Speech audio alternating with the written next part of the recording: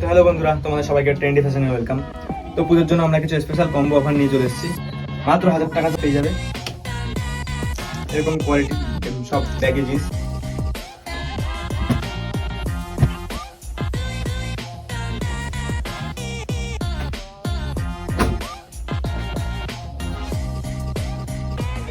হ্যাঁ, সাথে পেয়ে যাচ্ছ তোমরা।